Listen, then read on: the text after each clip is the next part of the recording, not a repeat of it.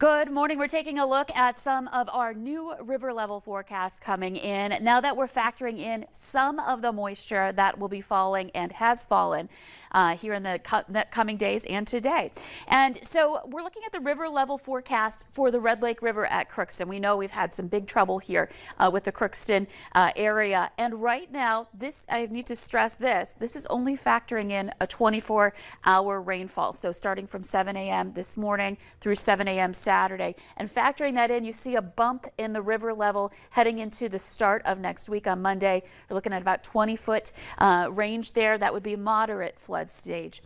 The river forecast will include the 48-foot stage as we head into tomorrow, or rather the 48-hour rainfall as we head into tomorrow. So a lot of information coming in, and these numbers will likely, and these forecasts will be getting updated throughout the day today as we start to get more rainfall reports in and the river forecast model is run.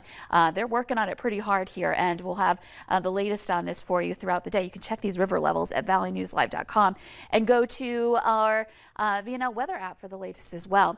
Valley City, similar situation. This is only factoring in through Saturday morning right now for additional rainfall. Right now, the river, the Cheyenne at Valley City, holding at 16.3. Of course, this is being controlled by the Corps of Engineers at Bald Hill Dam, and they're going to have to eventually release this rainwater. So eventually, we're going to move up to 18.5 feet. If we are factoring in another 24 hours of rain, that may go up just a little bit here. In the forecast for Valley City, we're looking at being a little bit higher according to any rainfall we receive through the next 48 hours. So conditions are going to be soggy nonetheless for everyone, whether you see river rises or not. We're going to have rainfall here today already happening, and then other areas where it's going to be maybe quieter for now, and then we see more rainfall move in overnight tonight and tomorrow. You can see the focus is more into southeastern North Dakota, though we are getting some showers over into Lakes Country in Minnesota.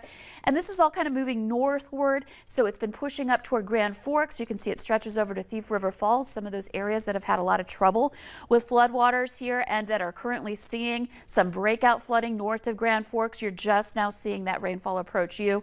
And then there's more where that came from, this larger area of rain coming down in eastern parts of North Dakota. So this is kind of that first push before we see more. Visibility down. We've got rain bringing it down, but also some fog out there. And we're down to 1 to 3 miles in the Southern Valley. Up in Grand Forks, 2 miles visibility for you. Still looking okay up north. We haven't seen the rain there yet in some of those locations. Winds are on the not too strong side, up to about 20 miles per hour, and temperatures are into the 40s. So we're looking at scattered thunderstorms possible. The more we see of those, the greater the potential for those heavier rainfall rates. And so that is a potential for today, especially Highway 2 and south. So here's a look at what to expect through the rest of the day. Again, we've got this larger area of rain that's been moving northward with a line extending from it that will continue into this evening. You can see there'll be some pockets, some breaks where we're not expecting to see a whole lot of rain, at least for the evening hours tonight over into Minnesota especially.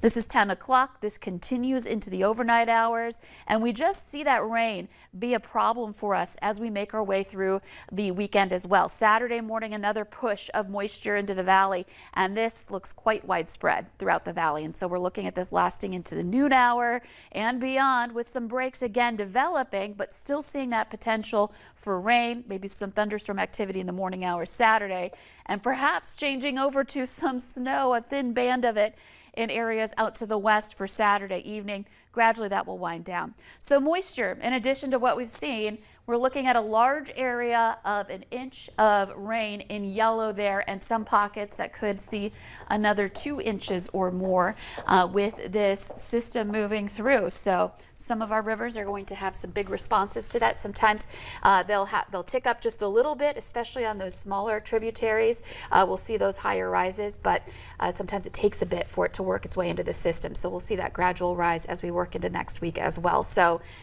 all eyes on those rivers and those rainfall amounts, and of course we'll be keeping you posted all weekend. April's going out with a bang. It sure is.